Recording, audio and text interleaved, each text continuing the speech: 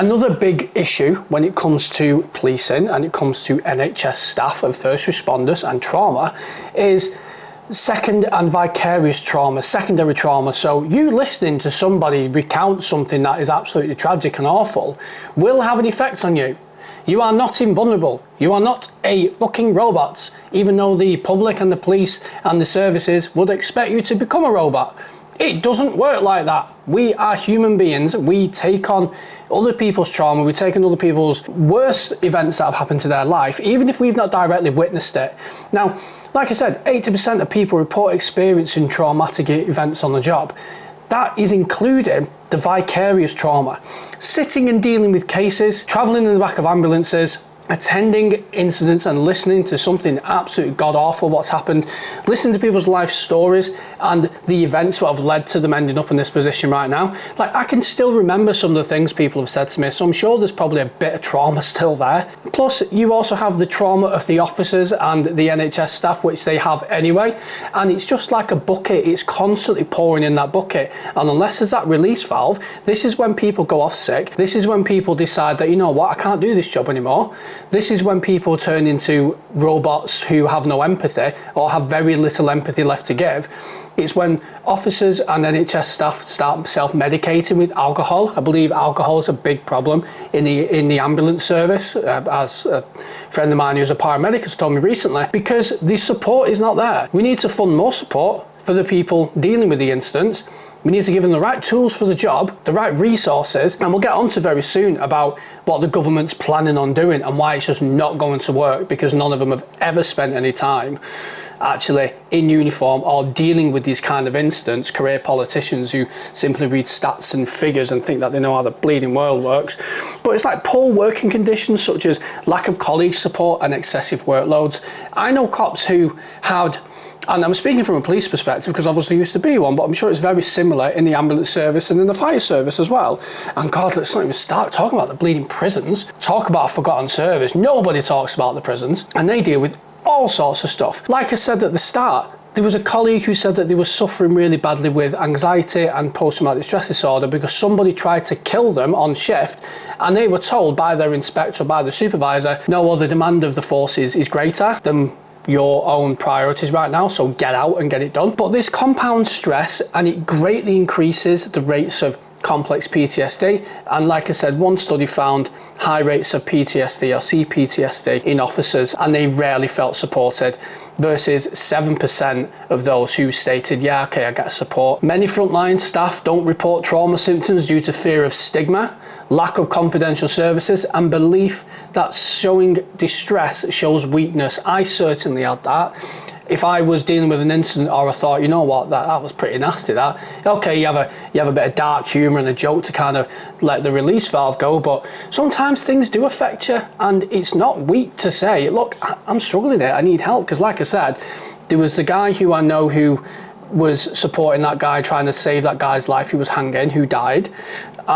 He tried carrying on and he ended up in the fetal position on the floor crying his eyes out. This was an experienced officer with like 15, 20 years experience who was a pinnacle of strength. I know other officers that have had stuff going on at home and then they're dealing with all sorts of stuff at work. They just can't get away from the stress, and eventually, you know, they pop.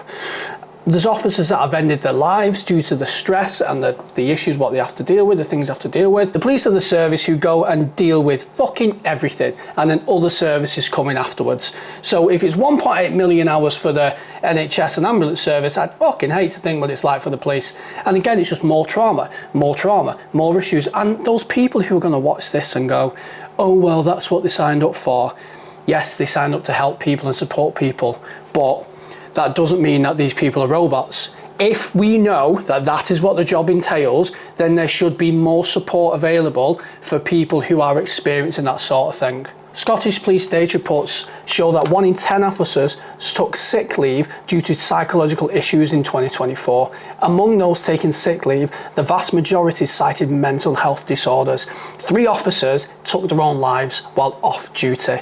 3 cops decided that they were under so much pain and under so much stress and not supported properly by the organisation that is there to make sure that they are able to do their job and support other people, were fucking left to stew and to suffer in silence to the point where they ended their lives. It's utterly, utterly reprehensible and utterly disgraceful. Occupational trauma is cumulative. Each incident adds to the emotional burden. Trauma isn't always visible, but it stacks up. And I'd say this to cops where they come to me for coaching or they read my book or whatever. When people deal with trauma, it might seem okay at the time. It's later on when you're at home, or it could be weeks or months down the line, and it really starts to play on your mind, and you find you're not sleeping properly, you find your alcohol's going up, you find you're getting more snappy, you find you're losing interest in work, you're finding that you've just got no empathy to give. It's all a result of building up a trauma, and it has to be acknowledged, has to be acknowledged, and has to be acknowledged a lot bleeding better than it currently is. Stigma keeps a crisis hidden. Many avoid seeking help due to fear of career impact.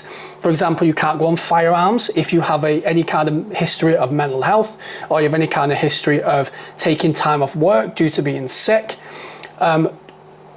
Mental health impact, reflections of weakness and peer judgment. If you go to a colleague and say, I really, really struggled with that job yesterday, or I'm not sleeping properly, they might tell you to grow up, they might tell you to get over it. Personally, I've had it on both sides. I've had some colleagues say, what the fuck are you talking about? Deal with it, get on with it. You're a copper, shit happens, get on with it. There's a place for that, I suppose. But then there's also managers who have said, okay, look, let's go in the back room and let's have a chat properly about it. Personally, I've had instances where, you know, I have been struggling when I've dealt with something, and I've gone to speak to somebody who is there to help and support you, and they've been too busy on the pissing computer to even lift their head up properly to talk to you about it properly. Work environment matters. Trauma exposure isn't the only factor. Poor support, unpredictable shifts. The shift work alone means that you're more susceptible to poor mental health, poor diet, poor exercise, everything else, and burnout and stress. Working all kinds of hours, your body, your circadian rhythm, your sleep, it all impacts you and adds up and adds over to sick leave, etc. Call handler strain is rising. Those behind the 999 calls face relentless emotional exposure because you're listening to, as it's happening, you're listening to the raw, unfiltered emotion, leading to high turnover and sick leave. Mental health support, I could go on, guys. I could go on so much. Suicide and self-harm are real threats. People wanting to end their lives and self-harm are real threats. Elevated rate of ideation and attempts among responders should be met with urgent preventative action. 100% agree with that. The bottom line is people just are not being supported. System level